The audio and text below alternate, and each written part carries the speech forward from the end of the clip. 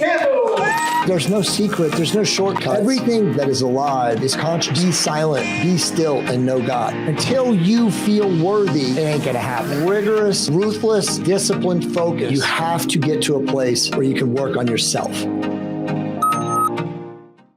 If you are looking to live at the tip of the spear when it comes to health optimization, join my private membership group, fullyoptimizedhealth.com, and get the latest and greatest on hormone optimization, peptides, fitness, fat loss, and most importantly, raising your vibration.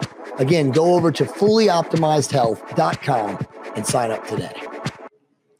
Well, hello, ladies and gentlemen, wherever you may be around the world. I am Jay Campbell, and of course, you are watching the Jay Campbell podcast. And I'm very, very honored, excited, and thrilled today to have a 3-time podcast guest, Leo Zagami, in the house. Leo, what is up, my brother? How are you? Well, great here to offer you the elucidations on my latest book. I see that you have made a change of scenario for yourself. I'm very glad to hear that you are doing great wherever you are. And it's basically another installment in my confession series, which is also, I regard, particularly important because a bit like my past book, Volume 7, wants to be not only an essay, but also a manual to protect yourself from whatever you are viewing or listening to. Because at the end of this book, when you close down this book, you will probably never have the same expectations, the same views about things regarding art, which is usually regarded as something innocent. And now you watch a movie, the typical person doesn't really think much about the way this movie is made, or it's kind of crafted to, tailored to then shape your own thoughts. And the same can be said also with music frequencies that are, of course, not only used within music, but also used, like you saw in my book, for in a way harassing people magnetically through. Now recently they just said, all these electromagnetic attacks made on the embassies were probably not real. That doesn't seem to be a very realistic thing after there were so many reports and so many people felt sick with them. So that is also another topic. But the work that I did is divided in a number of chapters that each defines the great reset of our life, also in in Hollywood, in the music industry, and at the same time it goes through both the military-industrial complex side of things as well as the geopolitical and the occult. Inevitably, we talk once again also about the occult. As people know, my definition of the Illuminati, of course, includes all those secret societies, society with secrets like Freemasonry and mystery schools that in one way or another are pushing towards globalization, pushing towards also a one-world religion, pushing towards a society which will gradually be more and more in the control of an artificial intelligence that will always almost be godlike. So this is basically what the book is all about, and I'm very much glad to be here with you today. And I'm glad to have you too. So, I mean, you guys, and most of you guys know Leo, because like I said, this is his 3rd time on the podcast. He's written 8 books, essentially 8 volumes of Confessions of Illuminati. If you're not familiar with him, let me just give you guys his bio real quick. He is was known for a brilliant career as Leo Young in the media and the music industry. So he has a really inner observation. That is really also a peculiarity regarding this book. It's the first book in which I go in depth into what used to be also my own participation with the entertainment industry, as a DJ, as a record producer, as somebody who also had a grandmother who used to work at the actor studio, used to be a great teacher of acting, an author herself, known as incoming Felicity Mason. And so from this background, I was lucky enough to definitely have a bird's eye view on certain things, and from a very early age also being introduced into the reality of what really is behind the show business.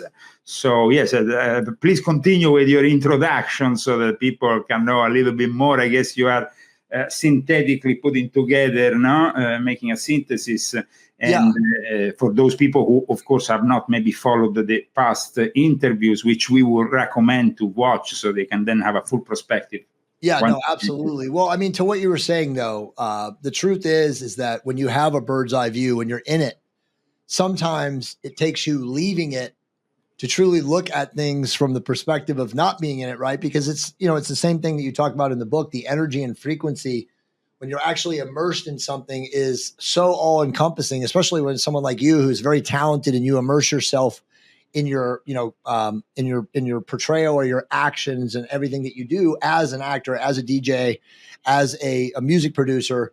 Sometimes you have to leave. It's the same thing for anybody. You get so caught up in what you do that you're not really looking at things from behind the veil or from outside of the veil. So you definitely paint a very compelling image or view, because again, you were in it and now you're out of it, and you can look at things from a really neutral observational point of view. And that's why I love your books, because again, you really were in the Illuminati. I mean, that's not, when people say that nowadays, it's like a cliche phrase, like, what the hell does that mean? They think of Kanye West or whatever, but there is really a simplification of the whole thing. And yes, I was, of course, in the Illuminati of Adam Weishaupt, following that tradition, but also in various other secret societies, the OTO, Fraternitas Rosicruciana Antigua, Fraternitas Saturni, and so on. I mean, a lot of secret societies in which I mingled from a very early age because of my family background, that brought me in 1993, in April 1993, to be initiated in this Illuminati of the New World Order, in these Freemasons that were connected to it, because not all Masons are knowledgeable about certain things. The majority are not. The majority are brought to a level that conduct some simple kind of social activities, which are more or less like a Rotary Club. They don't have often connection with what is really behind it all, and the higher echelons which pilot this whole system. And I will say that it's not only Freemasonry that today is corrupt, unfortunately. All the institutions, politically, religiously, are corrupted by this same ideology that we see so well defined within the World Economic Forum. That's why in this book, I also talk about the influence of the World Economic Forum, Klaus Schwab, on show business and on the cinema business. Unbelievable. Are you currently suffering from a testosterone deficiency? Are you already using therapeutic testosterone? If you are, go to totdecoded.com/10-questions and find out the top 10 questions you need to be asking your doctor about therapeutic testosterone. These are critical questions to ask your doctor. If they can't answer them, you need to find another doctor.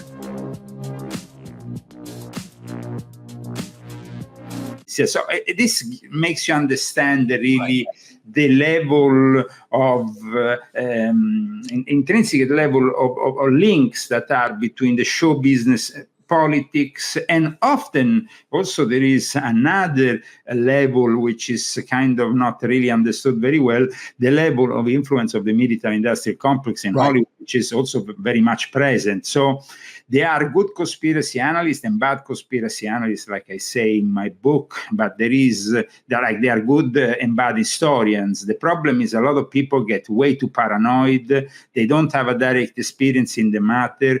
They tend to perceive at time only part of this conspiracy. They don't manage to put 1 + 1 is 2, link this to this to this to this. In my book, I try, even in volume 8, to give, as we are discussing once again the Illuminati, but this time in the context of entertainment, I really went in detail. This is a 700 pages book. I mean, it's not just 200, 300 pages. And in those 700 pages, I very much go into the detail of understanding this gigantic conspiracy made of several power blocks that are running or seeking to gain control of this new world order. And at times, unfortunately, there is a lot of disinformation that unfortunately leads also to cases of anti-Semitism in the case of, now, sorry to say case so many times, but it's true. Kanye West, in the case of anti-Semitism, I think it's the primary example of how you can be led astray to understand only part of the reality, and then that partial perception brings also a lot of chaos in your own life, confusion. I mean, I'm sure that Kanye West has the heart in the right place when it comes down to his wanting to expose all this, what he has lived, partly himself also as a record producer and of course as an important artist, rapper, and so of course they're now also involved in the fashion business and much more.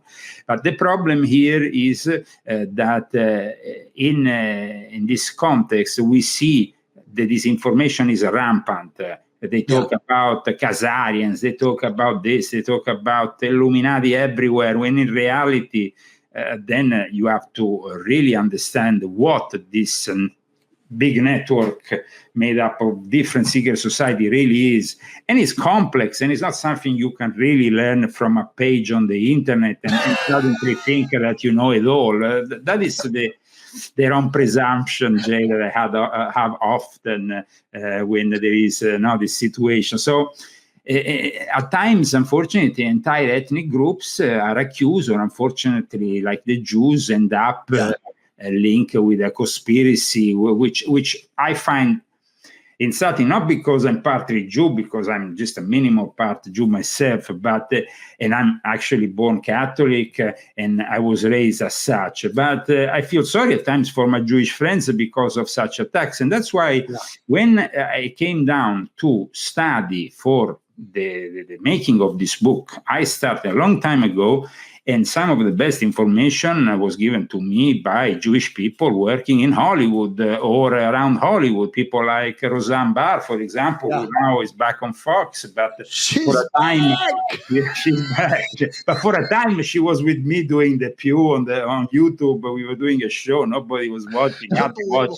Do you think it's really her, or do you think they cloned her and somebody else? No. I speak with Roseanne. I speak with Roseanne almost every week. Thank God. Exchange some messages and stuff. She follows my work very much, all my articles, and we stayed in contact after we collaborated for this show, which was an experiment which I'm very proud of, because the Pew was an experiment I wanted to put together a Jewish rabbi, a Christian Anglican priest, Catholic, whatever, Anglican priest, then Catholic, liberal, whatever, and then we had Rudolf Steiner, anthropophist, and then we had in the same show figures like Roseanne Barr that are from the show business, but are also very well versed in Judaism. And she teach me a lot about really the roots of this problem. So with them, we started to analyze publicly certain things. And so I think it was a very interesting confrontation, very interesting, how you say, dialogue that I hope in the future we can continue. However, the book project on Hollywood started when I first came here in California. I was not living yet here. I live here now permanently since 2019. But I came here in California the first time in 2014. After coming to America various times, I never been in California. I wanted to though write a book about the Illuminati and Hollywood. I wanted to really see what was true about this. Is it real? I've been member of these societies. I have the degrees. I can access to particular information sources that maybe other people can't. When I go there, I understand about symbolism. Let me go directly and see what's happening. And actually, thanks to the help of another Freemason who you, of course, probably know, which is Sean Stone, the son of Oliver Stone.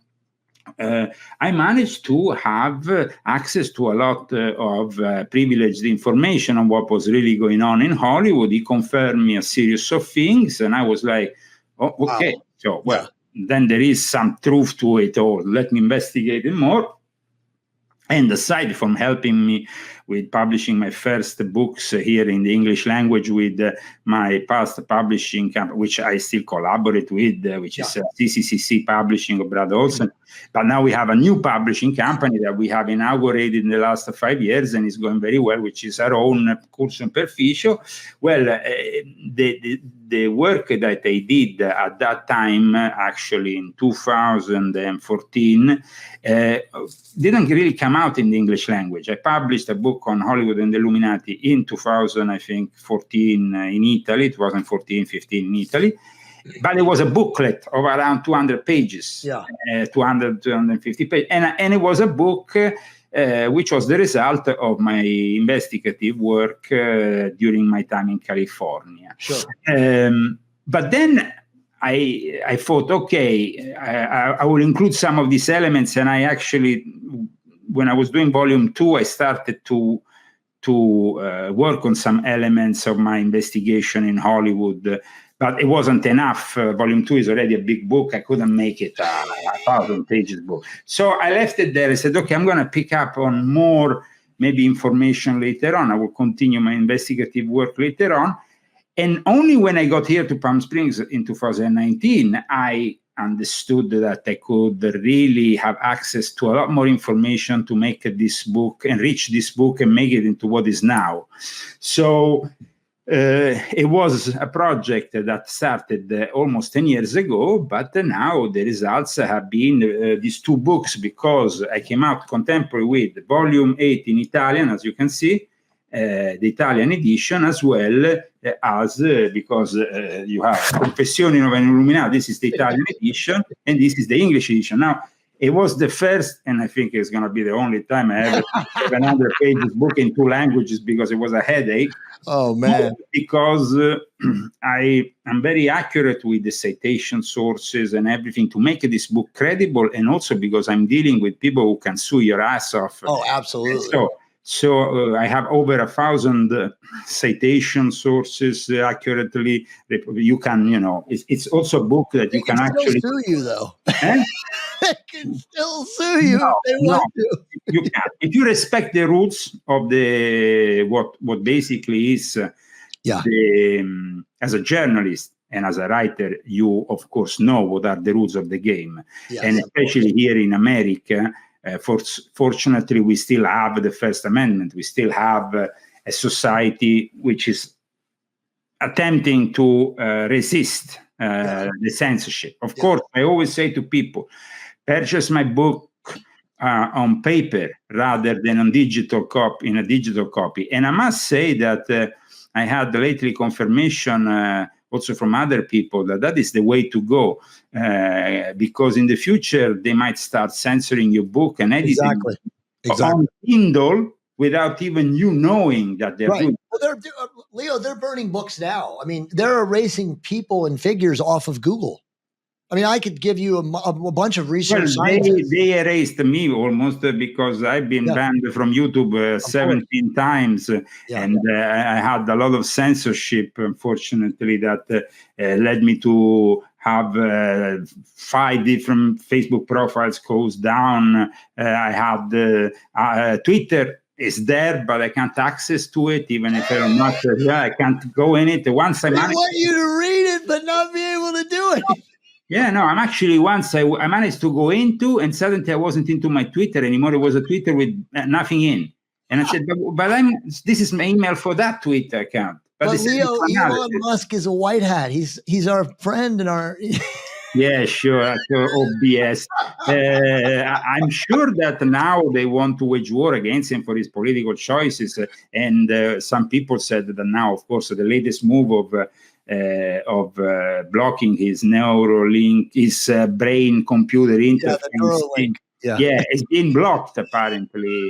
But that's because there is already Bill Gates and other people who are working on alternatives, probably more people that are more exactly in a way can be more easily controlled. He's definitely a maverick or an eccentric guy. A lot of people ask me about Elon. Even InfoWars made me this awkward question about Elon live when I was on Alex Jones show. I said, listen guys, the guy is ambiguous. Of course. He's a little bit I can't trust him. Sorry if I say that, but I can't trust him 100%. So the work that I actually did, which is this one, volume 6.66, which came out in early 2019, talks about the age of cybersecurity and artificial intelligence and robotics, because it refers also to when Elon Musk warned us about the AI, but he warns about things and then he used them to his advantage. So it's like he's part of the universal. What is it? What do they have to tell you? They have to announce their intentions. It's universal law to tell you what they're going to do to you, right? So they escape the karmic debt. I don't know about that. Well, I mean, in their mind, they think though. But I want to go back to what you were talking about with Hollywood to get back into the deeper part of that. I want to ask you a question about another thing that maybe we can talk about is the use of psychedelics, which I also very much into this book, because it is, and like I explain in my book, almost the philosopher's stone for the alchemists, the mind controllers of Hollywood, to transform these people into something else, but not necessarily gold. Well, that's what I was going to ask you. So in working with Roseanne, and obviously I followed Roseanne's exploits and her, leaving and obviously speaking out, and now she's back. I mean, again, you know her. I don't know her. I know she knows of me too, because like I actually have friends of friends that say, oh, she's actually listened to some of your podcasts. So she's like us. She's in our vein. But do you think, and again, this is an opinion question, and you have a deep inner knowing of Hollywood. Do you think that all of these A-list actors and actresses are unwitting pawns, or are a lot of them initiated in some capacity? Most of them are pawns into a game that they rarely know what is about, because a lot of them are used for a period of time in their life, not for their whole life. At times when they finally realize things, it's too late, of course, to then go back and change things. I think that Roseanne Doe has never been that kind of person. In fact, she has openly confronted people and shocked people all her life, because she doesn't give a damn. She doesn't give a shit. She is just as you see her. I mean, the one thing I like about Roseanne is that she's very genuine and honest about things. With her, I can pick up the phone and have a chat in a very genuine and honest way. With other people in Hollywood, unfortunately, you go through layers of like, I'm this, I'm that, I'm doing this, I'm doing this, I'm doing that, I'm doing. It's like they almost have to, in any case, always go back on what they are doing. Roseanne seems to be generally also very much a religious person. Yeah, she's Jewish, of course, so she takes it from a Jewish perspective. But she has absolute respect for Christians and Muslims alike, and she's very much in tune with wanting to, in some way, work all together, but at the same time, she doesn't want to fall for the one-world religion trap that they are trying to push. In Hollywood, I think that my book shows very well, right from the origins of Hollywood, there was a strong Masonic as well as occult background that kind of like pushed this whole thing. And I just wanted confirmations from people like Roseanne or others about what I was discussing here, because I knew, of course, about certain things. And actually, they come to me to ask, like they used to come to a dear friend of mine, the late Jordan Maxwell. Jordan Maxwell I love Jordan. Was, as you and maybe all of you know, he unfortunately died earlier, almost a year ago. Actually, I think more or less a year ago. And And one of the last things that I did with Jordan was to actually bring him a copy of volume 7 of my confessions, which I was talking about him in the book, because I was thanking him for all the work that he had done in the past. Now, Jordan was also a guy that for a period of time was very much linked to certain people like Manly P. Hall, who was a known Mason, who was his mentor. And at the same time, Jordan went around in the night doing conferences for film studios, executives, film directors like George Lucas and others who learned a lot from him. He wasn't involved in any conspiracy himself. Actually was a guy who was simply an historian, well-versed in symbology, in the history of secret societies, of many other things. And he was given then late in life access to Freemasonry, as he wanted to become a Freemason. In fact, I mentioned this in my book. I show also a pic of his tribute when he died that was done in a lodge here in California, in Culver, and basically I wanted to explain to people how this Gnosticism that surrounds Hollywood. You have a book which is called Gnosis right in your hand now. Jordan's story is in this book, by the way. Jordan's whole story of like where he was, how he was initiated by, you know his story, but some guy just showed up. He was dating the guy's daughter, and they said, "We've been watching you." And then, they kind of initiated him, and then he just became who he became. But he's a fascinating guy. I've been very following Jordan for over 20 years. Well, Gnosis means knowledge, really. Now, when it comes to Gnosticism, though, that can be a little bit of a tricky business. Because, Gnosticism was a bunch of heretical teachings within Christianity. We are considered Gnostic. Gnosticism is also Gnostic Satanism, which I talk about in my book. And I think that I noticed that Jordan himself influenced very much the art world, meaning both cinema and music, because there were a lot of people also in the hip-hop business who even sampled his voice and stuff. Of course, I met him late in his life, but I was able to at least try have a direct, a day-to-day kind of relation, because he lived 20 minutes from me. I used to go often, and he was just in Palm Desert and in Palm Springs, and with a common friend who was guesting him. And I think also it was very good for him to be taken care of at the end of his life, because he didn't have much luck when it came to business. He was left, right, and center. Even his name at the end, he couldn't even use his name. I mean, unbelievable. It's just incredible. That's what they do. Well, so one other question about what you just said then about how they're unwitting mopes. Because obviously we both know that the military industrial complex through the CIA, MK Ultra, there's so many other forms of it that we don't even know about that are, again, MK Ultra is what they've seeded into the common collective consciousness. But is that how they, dupe these actors and actresses? They are using a subtle form of mind control through energy, through harmonics, where they literally are tuning their brainwaves to do specific things? Or do you think about all these manipulation games, which actually exercise more on the public than on the actors or the film directors? Exactly. Those people are simply bought and paid for by the studios who go there and say, "You want to do it? Okay. But if you don't do it the way we want you, you're not going to get the money. You're not going to get the financing."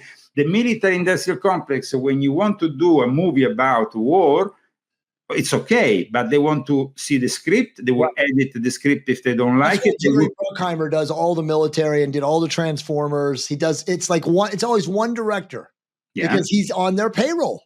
Yeah, and like I show in my book, there is actually since the 30s and 40s, let's say more or less, there is the collaboration with the military industrial complex started in 1915. Wow. So with the first film that they collaborated in, which was called Birth of a Nation by D.W. Griffith. A Freemason who the year after produced Intolerance, which led to that Hollywood Babylon myth, because the scenography used for that movie was left there for various years. Wow. And the scenography was based on ancient Babylon, the gates of Ishtar, and everything else. And then in 1991, Kenneth Anger did a documentary about it. And 10 years later, in 2001, the Ovation shopping mall opened up next to the Kodak Theater, where they give the Oscars, the Dolby Theater. Now it's basically the place reconstructed on the scenography of Intolerance, but that is basically with Enki, with all the images from ancient Sumeria, all the deities of ancient Babylon.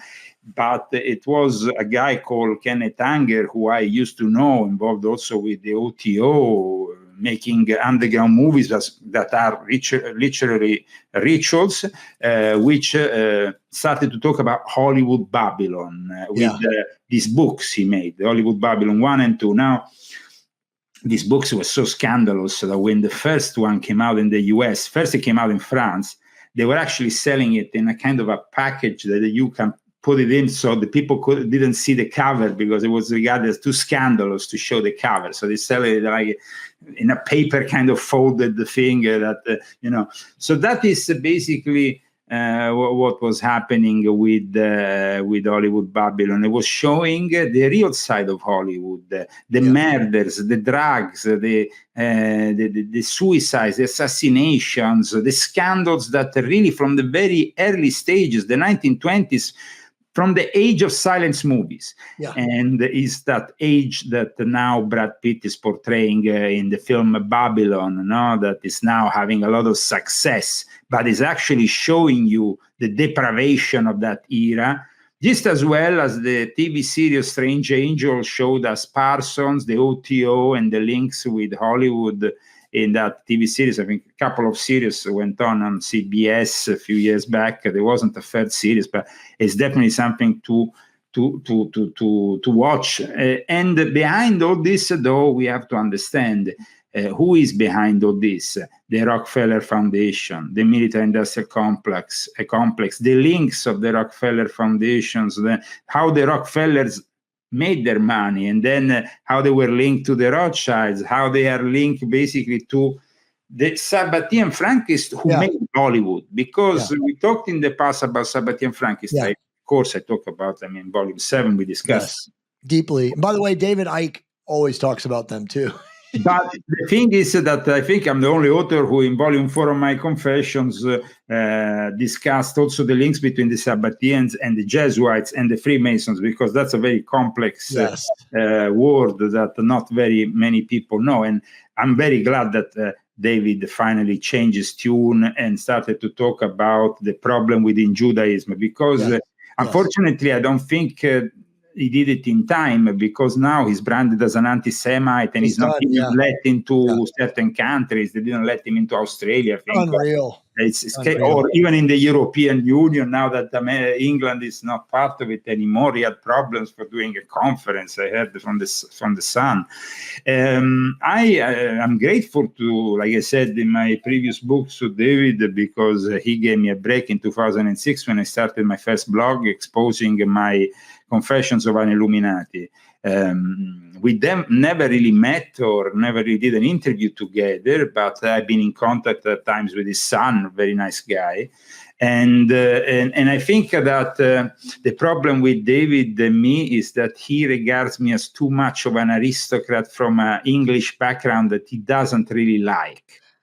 I can connect you with him. I mean, that's my gift, man. I'll be like, David, you and Leo need to do a podcast. And I think that will be the MC. It will definitely a great event if it ever happens. Oh, it would be amazing. I don't know if it's in. The problem with David seems to be that he is very, of course, politically is totally to the left. He used to be with the Green Party and all that. I think that at this moment of time, politics sucks. There is no politics. People like us cannot be on a side at all, Leo. No. Really. I mean, I, of course, encouraged people to support Trump during his presidency or before, even. No, he's gone. During the Italians for Trump experience, which I had, I don't know about now. I think that still he's a good candidate, but the problem is that he listened too much to his advisors. Yeah, no. He got destroyed, dude. There's no chance. I mean, honestly, the entire right wing side of the world. Yeah, I know it's a problem because they seem to, unfortunately, you see, they seem to fall for the same kind of tactics now that were used by the neocons that transformed the Republican Party in an appendix of exactly of the Democrats, because you didn't see really the difference between George W. Bush policies, George Bush father, or Bill Clinton or Obama. It was all the same shit. They're all the same shit. Now, we must say that Trump did something different. I still hope that he does it again, because I think that there is always a hope that we can maybe save this State of the Union. Because you have to understand that if this State of the Union is, not that I don't talk yet about the State of the Union address, the state of our union, in the sense that keeping this United States of America, which is risking very much in 2024-25 to start shifting apart with states that will go their own way if this continues.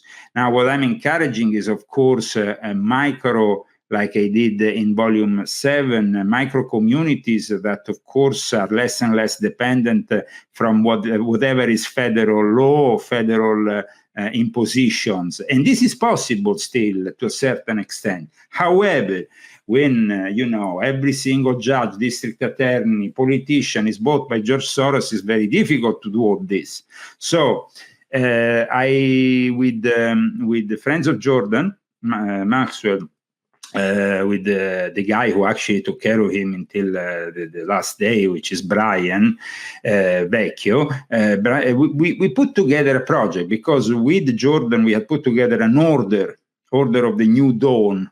I was like, Jordan, are you sure you want to put together an order? I remember I was in front of the swimming pool, we were all sitting, and said, Jordan, this is going to be a headache. People are going to think we are Illuminati, this, that. They're going to start saying all kinds of things.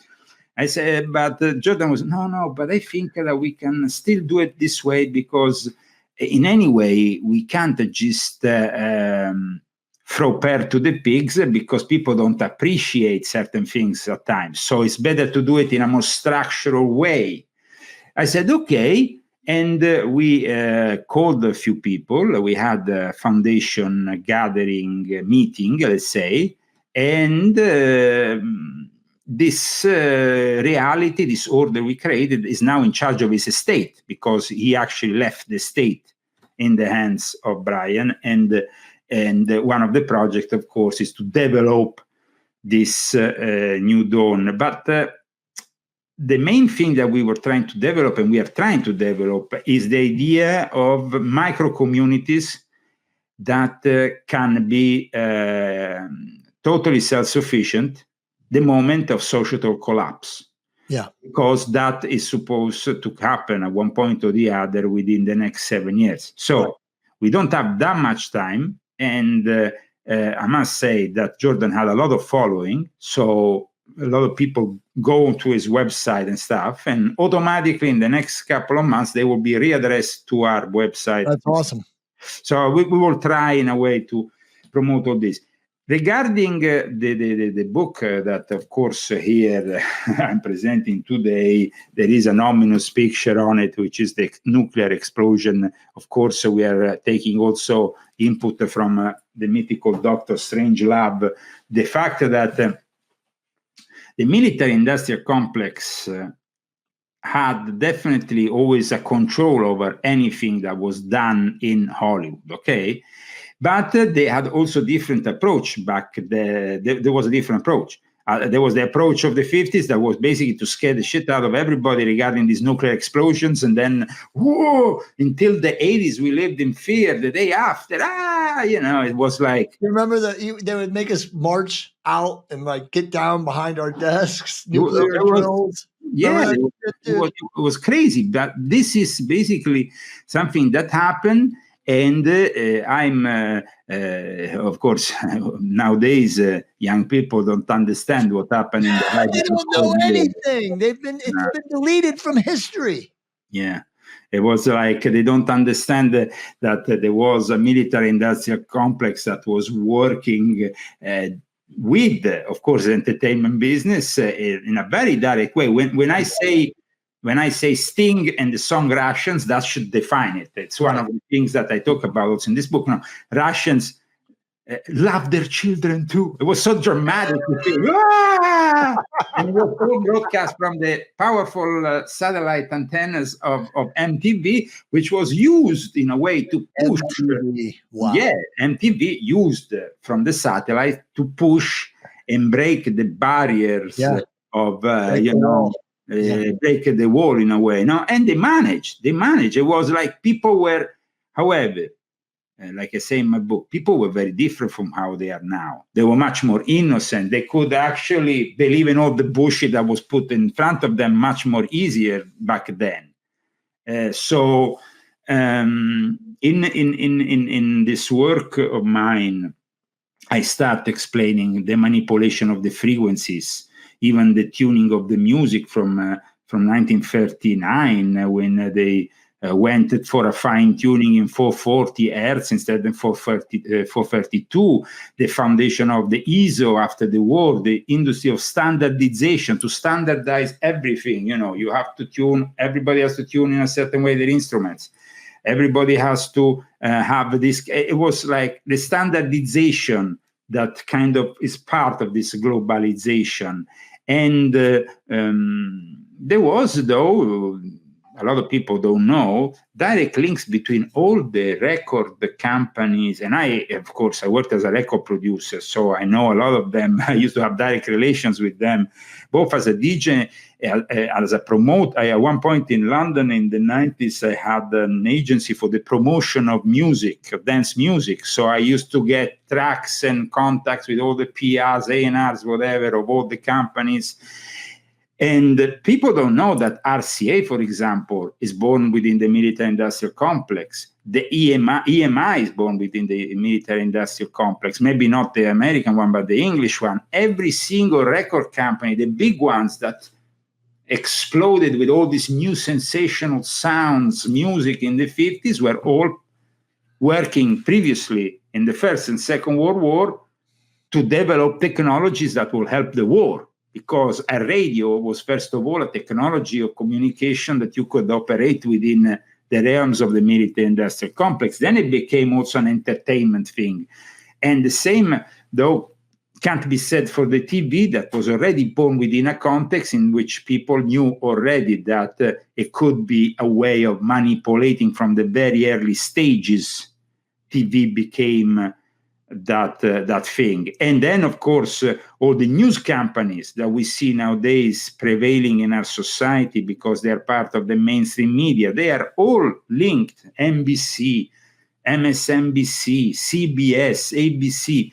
When you go and analyze where they get, who found them, their links with the Rockefellers, the links with other big families, but also with the military-industrial complex, you understand that there is no free media. Right. There is no free media, and at the same time, you can understand how they have manipulated people using also music and entertainment as well as cinema. When it comes to one of the first productions that, of course, shocks everybody. From the very early days of colored, was Fantasia, the cartoon of Walt Disney, regarded as, wow, Walt Disney, wow. It's just the name Walt Disney just sends shockwaves up your spine if you know what's going on. Well, no, because then, at that time he was an anti-communist, or at least he was perceived as such. He was supposedly working. No, but at that time, but we went from Walt Disney being the defender of the American dream against communism, right, from the Walt Disney of today, which is promoting Satanism, leftism, woke ideology, all the way. So I wanted to explain what happened in between to the people, because otherwise people are a little bit confused, no? We went through the McCarthy era, we went through the Red Scare, we went through all that. So what happened in reality in Hollywood? And so in this book, I try to explain that. I try to explain the transformation that Hollywood went through. And with that, we can go back to that Philosopher's Stone, that chemical concept around LSD, which I actually discuss also in a new article I just published on Zagami.com regarding also Prince Harry, which is now becoming the poster boy of psychedelics, because, suddenly Prince Harry confesses that he's using psychedelics and they're part of his life, and they're the, like the pillar of his new life here in America is taking psychedelics. Well, people need to know the truth, need to know how psychedelics have been used for good, but also for bad. I mean, of course, my father was a psychiatrist. And so, aside from having a grandmother from my English side who was involved with show business, who used to teach acting, who used to work with Fellini, Zeffirelli, the Dolce Vita, she appeared in movies and stuff, I also have the fact that my father was a very important psychiatrist who worked with Meyer, who was basically the disciple of Carl Gustav Jung. He was offered a position in Geneva, in Zurich at the Jung Institute. And so he explained at one point that he couldn't take any more working within the psychiatric environment because it was completely corrupted and controlled and used for things that he didn't really want to have anything to do with, because he saw with his own eyes people locked up in mental asylums for their political ideas, even in the West. When the West was accusing Russia of doing that, the Soviet Union of arresting people because they were political dissidents and locking them up in mental institutes, the West wasn't doing anything different and was actually experimenting a lot also in mental institutes. The MK Ultra, you asked me earlier, MK Ultra used massive doses of LSD. Yeah. And they never really admitted the results of their experimentations. You can now easily access even freedom of information. Yeah. No, well, you can access, of course, for the freedom of information, a number sanitized. Sanitized. But you can never arrive to know the full truth. That's right. In my book, I explain how, since the 50s in Hollywood, they started with certain people to spread this LSD. There was, of course, later on also the figure of Timothy Leary, which I had the possibility of meeting, who invited openly people to use it. But then there was Cary Grant. There were a lot of people in Hollywood that started to take this LSD.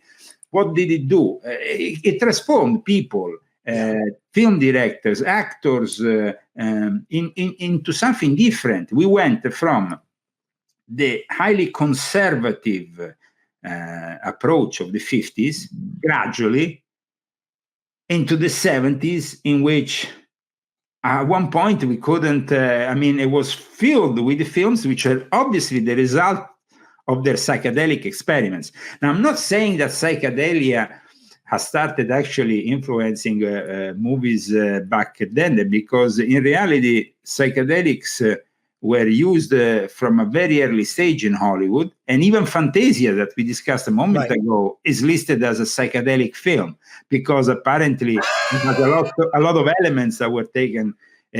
Probably Walt Disney himself was, as he was an initiate, as he was an Illuminati, was somebody who wasn't stupid and was linked to the establishment. He was, like many others, experimenting with these things. I explained how Aldous Huxley, The Doors of Perception, this Brave New World, it was all part not of necessarily, just an innocent academic kind of literature work. Huxley was a guy who was directly involved with MK Ultra, involved when he came here, when he moved here, he became part of it. And it was California, that place where I am broadcasting from now, where you used to live yourself. Is California the stronghold of this transformation? Transformation that, of course, used also the New Age phenomena, which is still part of this whole problem. And in California, we had a number of secret societies that sprang up. At the first, San Francisco saw the Birth of the First Rosicrucian Body by Pascal Beverly Randolph, who later was the first one to publish and practice sexual magic, publish material about sexual magic, and influence people later on like Aleister Crowley. But his first lodge was founded in San Francisco. Here in basically near San Diego, Oceanside, there was another guy who was also involved. There is a number of secret societies that sprang up right from here, from California, in the last 100 years, that were, of course, also influential. And in Hollywood, though, the one that, like I explained in my book, managed to influence more than any other the culture of Hollywood, apart from the Freemasons, of course, that are present everywhere, though, the OTO, the Ordo Templi Orientis, that, of course, saw also after the takeover of Aleister Crowley. Aleister Crowley, like I explained in my book, saw the potential, the perverse potential of Hollywood, described Hollywood as a place of people who were indulging in cocaine, orgies, and whatnot. That seemed the ideal place where he could launch his own Thelemic religion. And in fact, it was in a side road of Hollywood Boulevard that the first Gnostic Mass of Aleister Crowley took place. It wasn't in London, it wasn't in Cairo, it wasn't in Paris, it was in Hollywood. So people need to understand there is actually a direct link here with an event and with people that were highly influential for the American culture. That's why in this book I say from the rise of the Antichrist to the Son of the Devil and the Grave, because that rise of the Antichrist implies manipulating, brainwashing people, destroying their values, the values of Hollywood, that Hollywood gradually managed to destroy, to change. We are not the same people we were 100 years ago, mostly because we saw those movies and because we listened to certain music. Now, in the music business, even more than in the cinema, there has been, from a very early stage, especially after the war and then after the start of the rock and roll revolution, and after, of course, Elvis led the way. But Elvis wasn't just an innocent guy. He was the product of the military-industrial complex. Right. I mean, it's just... Yeah. So that is important to understand. The way that they experimented, no? He was the first guy to break those boundaries with sexuality and music, touching his genitals, then something that Michael Jackson will do openly a million. Nowadays, of course, we have Rihanna openly. I don't know. The next thing we know is that they have, a break in between the match in which they start doing some porno openly because this is the next move. I mean, are you using therapeutic peptides? Are you a new user, maybe an advanced user? Maybe you're considering starting peptides. Highly recommend going to the link right below, thepeptidescourse.com/10-mistakes and download my PDF and learn what not to do before starting therapeutic peptides. Of course, this year, the devil promoted with horns, flames, and transsexual and LGBT. And by the way, supported and sponsored by Moderna. No, Pfizer. Pfizer, same thing, whatever. They're all the same.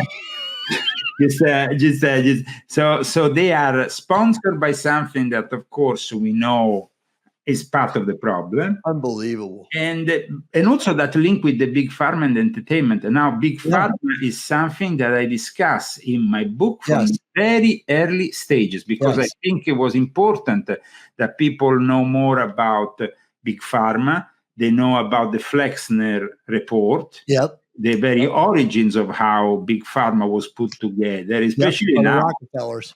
I mean, the Sound of Warfare, it's basically a product, everything that we've seen financed by the Rothschild, the Rockefeller Alliance, it has influenced not only the show business, but of course has involved also the U.S. Navy as well as other part of the U.S. military. And that's why then I say, well, we have a guy who claims he was actually sent by the Navy intelligence, Hubbard, arrives in a lodge of the OTO that he claims he's investigating. In reality, when he goes off in the desert here and starts a ritual for basically evoking the Antichrist, and he does it with Parsons and the guys, and then later on he becomes the founder of Scientology, which is still to this day, Scientology is regarded as such a powerful force. Right. Apparently, the third book in the Hollywood Babylon installment by Kenneth Anger didn't come out because he was talking too much about Scientology. He still is living, and he probably wants to stay alive the longest time possible. Right. So Kenneth Anger now is almost 100 years old. I don't know, he's very old. But he knows that he can't touch and he can't put out that subject at the moment. So imagine the power they still have within.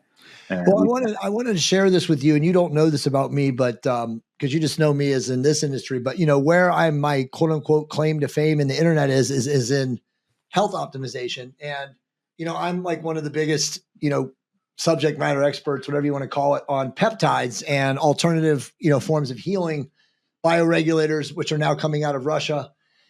We know in my side of the fence that the Russians built medicines, call them healing technologies, that were the opposite of what the Rockefellers and the Rothschilds were building, which were petroleum distillate. Well, but because we know that from the Flexner report, basically everything that was homeopathic, that was natural, was banned. It was from the very early stages that the big pharma decided to do that. When the Flexner report was published in 1910, yes. it radically 1910, by the way. Yeah. 1910. It's a long time ago. They buried it. Nobody knows. Nobody knows, and it changed the course of American medicine. The course of the world. Because they had these 155 medical schools located throughout North America that basically were, in a way, part of this report conducted by this Abraham Flexner. Flexner evaluated the various teaching methods used in each school to set up and pre-order this standardized system of medicine. And it must be said that basically the 19th century medical training was mainly implemented in three ways that I define in my book. The internship programs, which where local doctors provided students with practical education, the private institution where doctors lecture groups of students in their own medical school, and then you had undergraduate internship programs in which students receive a combination of didactic and clinical training. But in all this, because in America there were over 650 already back then medical schools, and so the whole idea was to basically unify under the control of the Rockefeller and the Carnegie groups the whole of medicine into a single system. And into a single system that rejected any form of natural medicine. They were helped by a guy called Edward Bernays, who died in 1990. Power of persuasion. He was one of the first spin doctors who understood how to manipulate, using probably what was... we can consider the very early stages of neurolinguistic programming. By the way, when you say spin doctor, what image pops in my mind is George Stephanopoulos. He is one in a way. No, it's classical spin doctor. Absolutely, On ABC, CBS, NBC for literally like 10 years. We go now to George Stephanopoulos with your comments. I know. It's these people are the product of all this, and they are the finance. I mean, when you see the amount of money that is given to MSNBC, NBC, or whatever, by all these companies. At one point, until, I don't know, a couple of months ago, there was a period I think they stopped, but they lasted a few weeks. NBC on the evening news with Lester Holt, you will see, sponsored by Pfizer.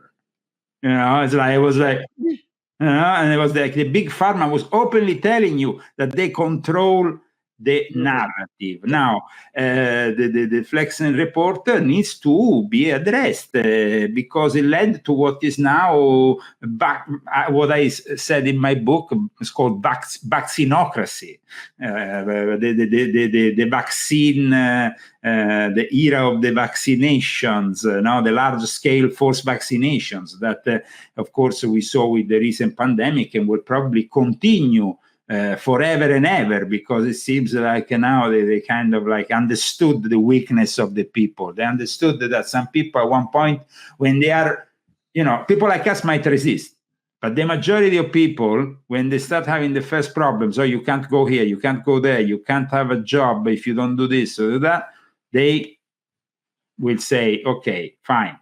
And so Abraham Flexner was connected to the petrochemical pharmaceutical partnership of the IG Farben Rockefeller and defend any form of natural medicine right from the beginning to monopolize the entire contemporary healthcare system for their own gain. Imagine, already in 1906, the AMA published Medical Education Directory of all the medical schools in the United States, establishing already back then the establishment requirements. And gradually these establishment requirements meant that you couldn't really ask too much or go too much into the direction of homeopathy or natural medicine, which only surfaced in the last few decades, thanks to the fact that we can maybe have access to modern technologies like the internet and maybe spreading the news about this or this other supplement that can help us, right, rather than taking some chemical product that instead can damage us. Because the big pharma gives, big pharma takes. Big pharma always gives you a product that seems good, but then obviously when you go and read, it's every time. It's like when they do the publicity on TV. This product is great. Then in a few seconds, very fast, they say,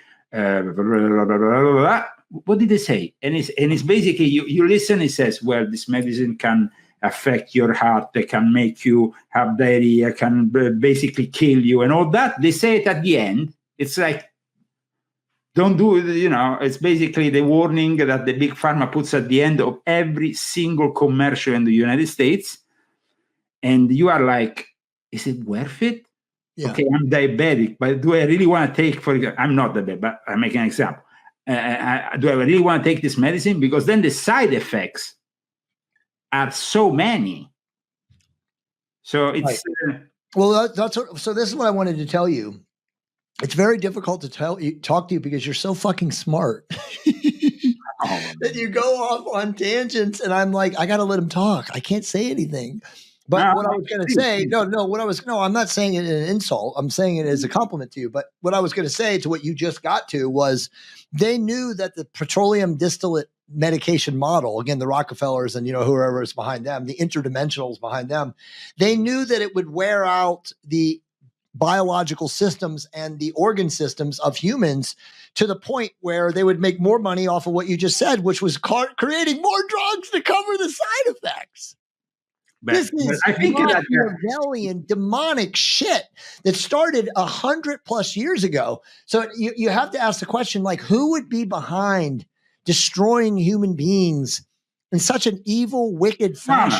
I mean, they don't have that idea. They have the idea of preserving themselves above all and preserving their own way in society, their own system above all. I mean, Big Pharma was born because of the germ theory of the chemist Louis Pasteur. That was the beginning of it all. But nowadays, we all know that if you take antibiotics for a period of time, then they will not be as effective, and gradually they will have no effect. So the thing is that my father, who was a doctor, he was a psychiatrist, but he was also a surgeon. He had taken various, of course, degrees of study when he became a doctor. He explained me from a very early age, we don't take in a family antibiotics for a reason. And I was like, but everybody takes them when they have this, they have that. And my father was like, no, because you are going to weaken your system, and one day they're not going to have any more. And plus, they are weakening the whole of the system. Planet. Like you said, and then the solution comes again from the big pharma. Yes. But it's like, of course, it's like basically giving you a punch in the face and then say, sorry. So I can break your teeth, but I can pay for your dentist. I can bring you to the dentist. That's fine. I don't want to be broken my teeth because then you want to bring me to the dentist. It's the idea that I can offer you something. Because I've of course been the subject of a problem that unfortunately came out of nowhere. No, it didn't come out of nowhere. They are the instigators and the Hegelian dialect, problem, reaction, solution. But here, the other thing about what you just said, and this is something that I went through with my wife's mother, who died from this because of the antibiotic resistance. Yeah, that is now prevalent in every single hospital, trauma center, and urgent care building or facility in the world. Yeah. If you are over the age of 60, very few people know this, and we found this out because we lost her mom. But if you're over the age of 60 and you have an invasive surgical procedure, it could literally be cutting out a tissue, a colonoscopy, anything that's invasive. You literally have to sign an affidavit in the hospital that says that you have I'm not making this up, Leo, you have a 50% chance of death from post-surgical infection because the antibiotics are so powerful. I mean, the resistant strains to the antibiotics are so powerful, and they're pervasive across surgical steel. And nobody even knows that. So every time you go into the hospital over the age of 60 to have anything cut out of you, it's a coin flip that you don't die from the surgery.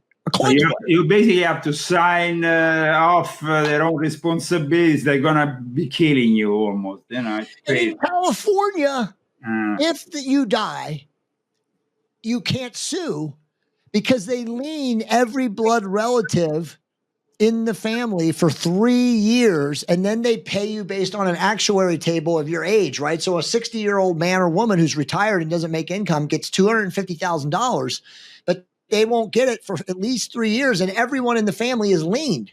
So you can't buy a house, you can't buy a car, you can't do anything.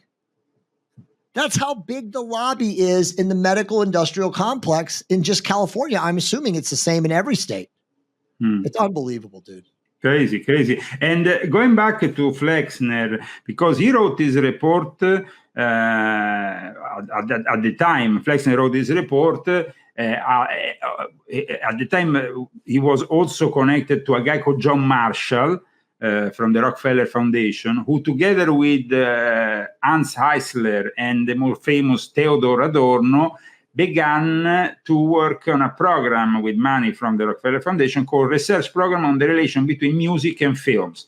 Now, that program and that relation, that the work, that report that they put together is particularly important in understanding, also because this research that was conducted also on the composition of music for films or addressing the relation of music and films was based also on the effect that the sounds, the music, everything will have while you were physically in the cinema, no? Right. And you will be bombarded by this because then we can now we arrive to the classical cinemas in which you go in and you are suddenly and you are in a way, you are a victim immediately of a brainwashing manipulation game that you can't even avoid. Once you go in that, it's your own choice. Because it's not like watching the film at home. You can put down the volume, or you can simply say, okay, I'm going to turn it off. You are going to the cinema and you are subject to that experience, which for them was also to manipulate people. However, these three authors, including Adorno, were at the time protagonists of musical projects at the service of major commercial and military interests also. And in his work, The Philosophy of Modern Music from 1938, Theodor Adorno, who was also an important exponent, let's not forget, of another, the Frankfurt School. Now, the Frankfurt School is at the basis of what now we call the woke ideology. Yeah. People don't know that. So I wanted in my book to explain how the woke ideology was born out of the Frankfurt School, how the Frankfurt School was born out of the Sabbatean Frankist and out of certain lodges. We're talking about Frankfurt, which was directly connected with also the rise of the Rothschild family. And so I tried in my book to also explain how these characters, Adorno wrote that basically the music imprints upon an attitude, and it's like can bring even to mental illness. He actually wrote about it. They knew that the concern, their own concern, was to dominate the actual psychology of the person. It's not simply composing music. It's not simply composing music. Adorno added once that necrophilia is the ultimate expression of true health in the sick society. So, I mean, it's like Jesus Christ. Necrophilia. And so this is incredible, because then the other guy who worked with the Theodor Adorno, Hans Eisler, he also had a very particular kind of life, and these are not normal kind of people. They are connected to the Rockefeller Foundation, but then after, they also are connected with other things that we didn't really know much about, regarding also their connection to East Germany, to communism, so it's like Eisler was accused of being the Karl Marx of music. He ended up basically being deported and ended up in East Germany, and I think he even composed the hymn of East Germany. I mean, it was like, so these people were maybe, they were versatile in moving from one side to the other of what was perceived to be the two great opposite blocks at the time.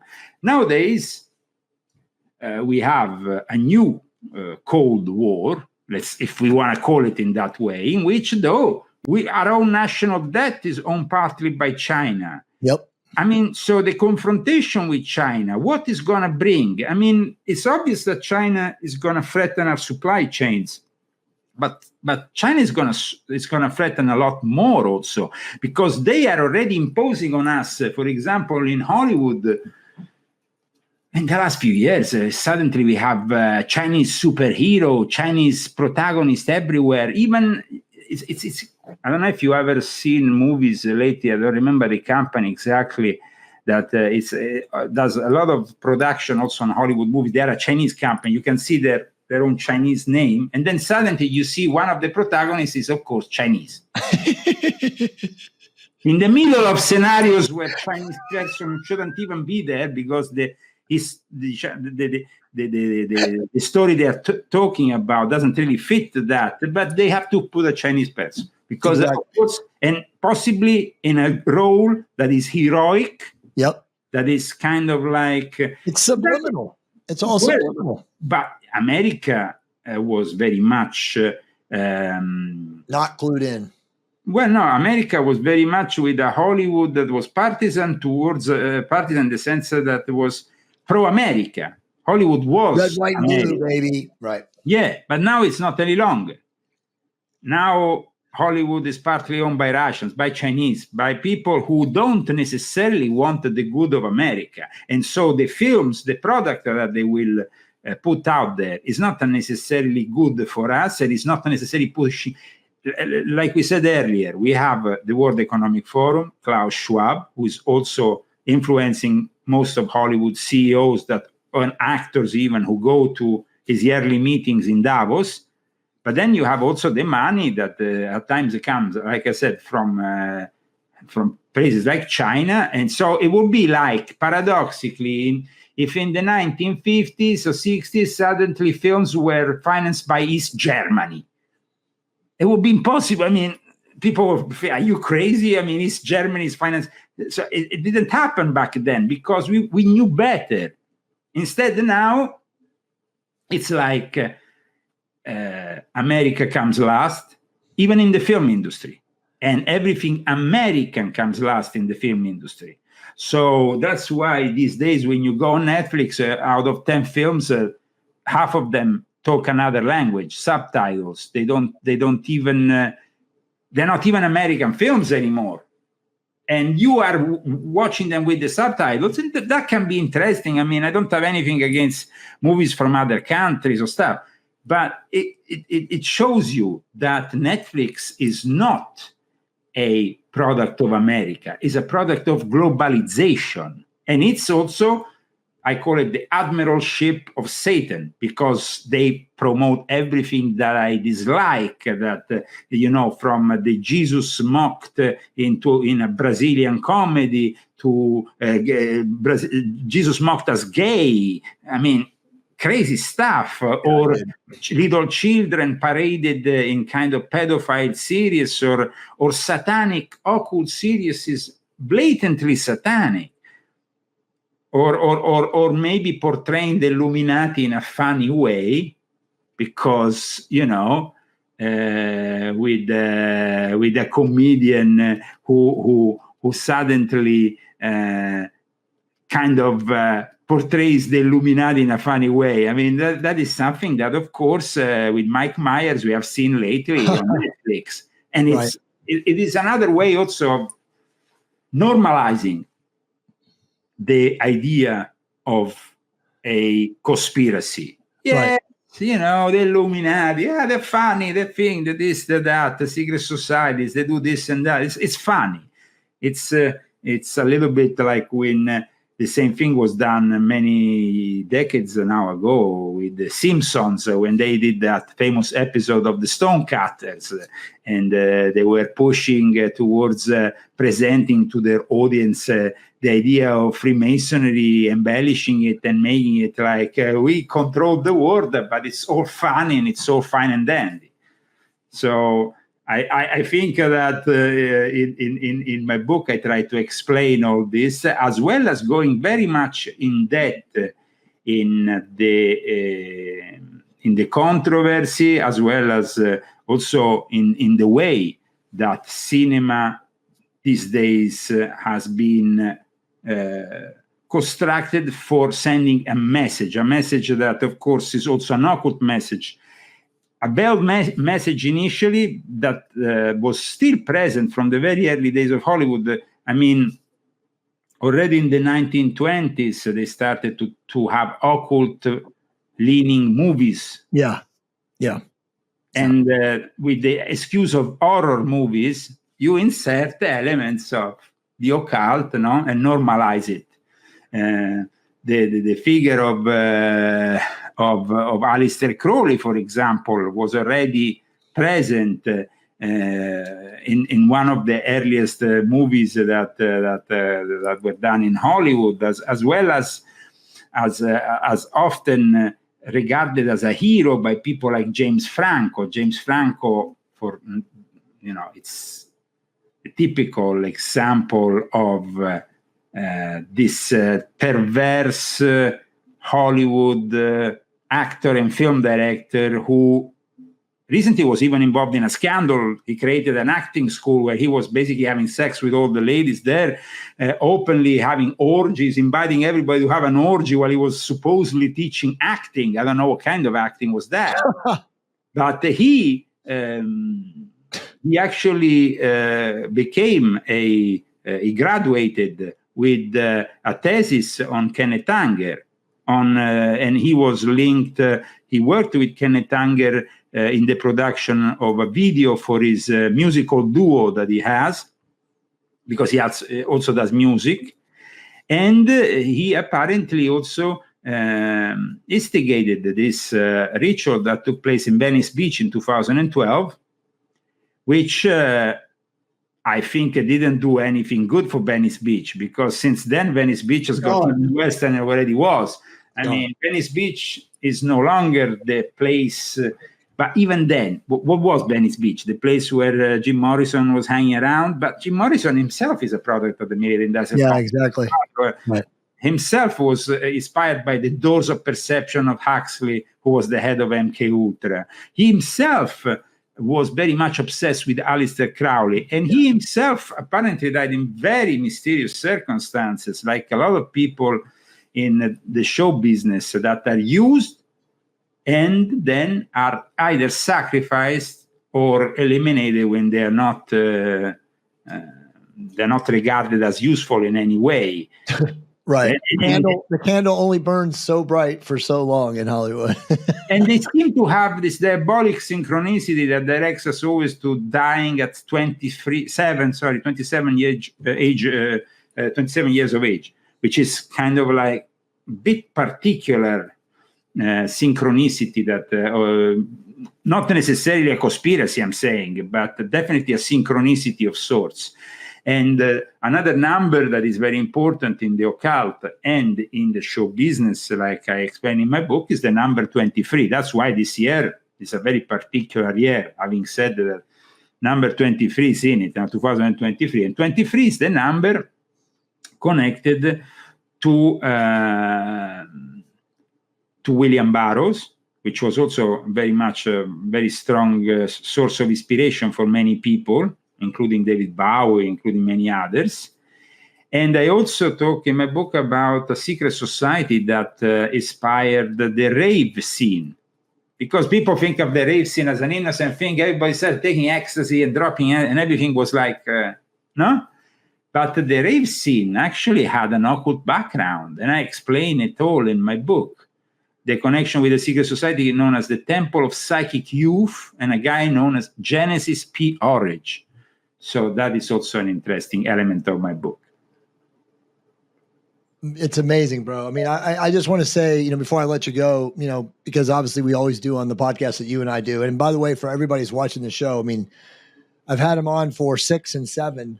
And obviously I think actually I've had you on 4 times, because remember you and Michael Jaco did Yeah. And we were talking about your original books, but you and I have done 3 podcasts, and we did it on 6, 7, and 8. But I wanted to just ask you, just for purposes of solutions, and I know you went really deep on solutions and personal sovereignty in 7, and this is more of an analysis of. Well, no, here actually I give solutions. First of all, regarding the use of music, the way you have to listen to music to not get damaged. Way 432. Yeah, possibly that, but also, for example, not use for long periods of times headphones, and actually the use of music simply in a responsible way, because it can create, but apart from the fact that, like I said, the frequency that was decided in 1939 by Goebbels in a period just between 38 and 39, before the beginning of the war, in which there was a collaboration also with the English, with the BBC. They decided to standardize the frequencies, so the music doesn't have that same level of, because music can really bring you in contact with the divine, as well as bring you in contact with the demonic. The music, like I explain in my book, can be a way to elevate yourself, but they didn't want that. They want to oppress us. And so music is made out of also quality of frequencies, and the quality of frequencies went down the drain. First from vinyl, we went into CD. CD already had a cap of 44.1 hertz. From CD, we went into MP3, even worse. And then the frequency became even more mashed. And in the end, you are listening to music, which is basically the way you listen to a song from important song from the 60s or 70s, I prefer to listen to it on vinyl because I will finally have the full feeling of it, like it was. Instead, now the music that we are pushed, it's all kind of bad quality, aside from itself being simply the remake of the remake of the remake, in which you have a sample of a song from 30 years ago, probably used already 10 times, and and on top they use another rap or another line, or they do a cover song, because the ideas are not there anymore. There is a big problem also with art. Art doesn't have any more new ideas. It's not. It's been so much controlled, manipulated. The way the artists have been manipulated, that doesn't bring anything naturally. You don't have any new revolutionary music genres coming up, because simply there is a standardization, and there is record labels that these days don't work like before. They don't invest any more money on the artists. They simply pick them up from the internet. Okay, this guy does 1 million visualization. Let's sign him up. And that's how it works today. And there is no more musicians who literally work their asses off to arrive to success. They go maybe to a talent show in which, they get chosen by a panel of so-called, between brackets, experts, So this is, unfortunately, the way we are going with music and with everything else. But then I also, and with this, of course, I think we are closing the interview, but it's important, as we said before we close the interview, there is also a part of my book dedicated to the way that artificial intelligence is now being used to make music, to make even films, to create artificial characters based on the original ones. Like, for example, now in the next 100 years, we will still be watching Robert De Niro or other actors simply because they have borrowed their face to the artificial intelligence that will use them in the context of new films. And the problem that we see with the new film directors, but also with the people who write the new scripts for movies, is that they are relying more and more on things like ChatGPT, something like the OpenAI intelligence that basically can write you a script of a movie in 10 seconds, in 10 minutes, I don't know. And then you are basically becoming more and more lazy. The artificial intelligence is taking over. And another topic which I add to this one in the book is, of course, metaverse, because the metaverse is another reality which Hollywood is experimenting with, and also big artists like Snoop Doggy Dogg. I mean, somebody paid, I think, $500,000 to have his villa next to Snoop Doggy Dogg in the metaverse. Who cares? The metaverse doesn't exist. But that's the way. They're not conscious. I mean, I talk about the transhumanism, again, not anything different or nothing that you don't know, but the transhumanists are basically under the AI influence. They're almost Borg. They're hive-minded. They have no spiritual connection. They're completely disconnected from spirit. And so for them, they're lazy, they're disorganized, they have no interest in connecting to spirit. They don't want to work, they don't want to go within to connect to spirit. They want to literally just have an easy life, Leo. So those people will be chipped, and they will put the Neuralink in their head, and they will be uploaded to the cloud of the metaverse. And people like you and I, and obviously people that listen to us, will be sovereign, empowered, and free. And like you said in part 7, and also in this book, we're going to be living in probably almost like mountainous communities, off-grid. We won't even have technology. We'll go back to the ways of the old. We might even become telepathic. Who knows? We'll develop skills that we didn't have for so long. Well, the problem is that probably I think that the first people who will become telepathic will be the ones who will have a brain-computer interface, not because they will be. I don't know about that. I don't know. Because they seem to they will be probably all connected to this. they'll definitely be remote control, but I don't think they'll be telepathic. But I think that it is. You see, the thing is that we see also when it comes down to the future, a scenario in which probably we will communicate less and less, and that's why we will probably, if we have a computer-brain interface that makes us send immediately inputs and messages into your brain, that is telepathy in a way, no? But it's not, of course, natural. It's all controlled by the grid. Now, the smart cities are part of this problem, and so avoiding the smart cities, avoiding the smart cars, avoiding, like I said in volume 7, the smartphones and everything else, because they're all part of a grid that wants to control us.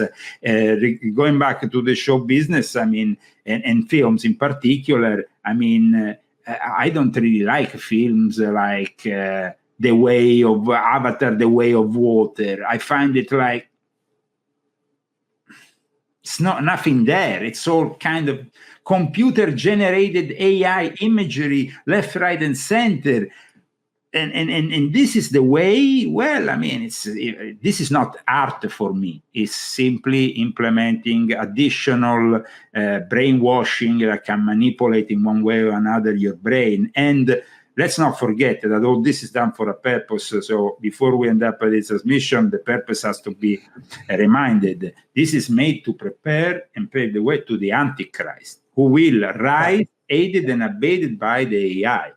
So the transhumanists, like you said, you're completely correct in what you say. Transhumanism, the AI, the millennials are already leading towards transhumanism naturally. They seem to be naturally inclined in accepting it, like, okay, a way of life. And then we, from our generation, we will have to teach the younger people who are willing to get off this grid, because they are very much more controlled than us. Our generations, I don't know how old you are, but I'm 53, and I'm 53 on the 5th of March. 52. So we are more or less the same generation. Yeah, Gen X. Our generation lived in contact with a different reality. But the new generations, I don't know how much they will be able of becoming aware if they don't grow up separately. That's why we have to build these small micro communities that also provide education out of the grid, out of the system, because otherwise a young people will simply be, they are already brainwashed. They're already linked to their smartphone 24 hours a day like this, you know? Yep. So exactly. No, they are. You're totally right. So like you said, I mean, we all have to make choices on our own individually, and obviously be connected to our source, to spirit, to God. And from that, then allow, from a surrendered aspect, just allow God to lead us. But you're right. So many people have no connection to spirit anymore because these. Yeah. And it's like nowadays they are still something external, but gradually they will put them internal. The phone is something external now, but it's going to become internal in a very short time. I mean, every single company in Silicon Valley is working on transhumanist interactions. Within the next 10 years, we will have something inside our body. And I'm not sure it's going to be the computer-brain interface of Elon Musk, but I'm pretty sure that from 2025 onwards, they will start microchipping large parts of the population, starting in Europe already now, and in 2024-25, developing even more this problem, until at one point, we will have to face a decision. And it's the microchipping, the first stage of this whole digital prison that is constructed around us, and that we have to avoid. So thank you so much for having me on and for discussing these interesting subjects with you as usual. It's always a great chat, Jay. Definitely, Leo. I appreciate you. Love you. Amazing. Thank you for your work. Thank you for all of you guys out there that are not familiar with Leo. And again, very few of you aren't already. But if you're not, go to his website, leozagami.com. Of course, you can pick up his book on Amazon. His paperback is 700 pages. It's profound. I would definitely tell you to read the chapter 7 too. I mean, if you go on the Kindle, it's even 1,000 pages. The thing is that I suggest people to get the Kindle if they want simply for commodity, if they want to. Man, you gotta have the paperback. No. But I'm saying for commodity, if you want it, but always buy together with the paperback. Yeah, because they can't burn that in your house. No, but also they can't edit it from a distance, because what they're gonna be doing soon is editing your books without you knowing. And so order it as soon as possible in this version which you have now, because we don't know if in 6 months, a year, 2 years, they're going to allow the same version out. Unfortunately. You're exactly right. It's like they're burning the digital Library of Alexandria. Well, they are rewriting the books of James Bond, saying they're racist and masculine. Come on, man. So it's unbelievable, man. They're going towards actually censoring the great classics of literature with warnings on top.